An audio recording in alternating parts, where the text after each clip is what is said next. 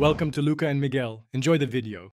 You begin by verifying prerequisites and then take the first steps.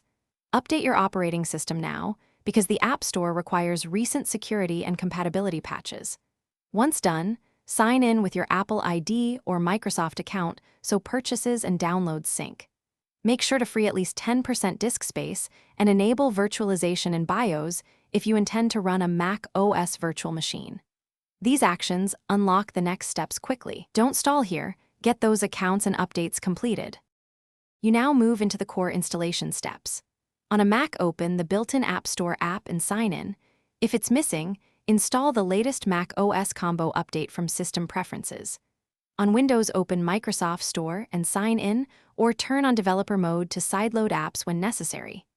If you need iOS-only titles, make sure your Mac OS virtual machine is set up, then open its App Store. This preserves compatibility. Take each path deliberately and confirm each sign-in and permission prompt. You finish by downloading apps and configuring app updates and permissions. Make sure to enable auto-updates if you want fewer manual installs.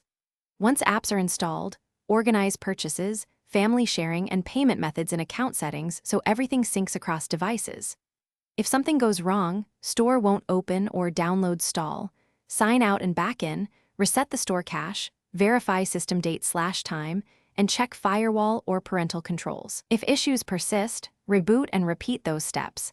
That usually results. Thanks for watching and please subscribe. It's the best investment you'll ever make.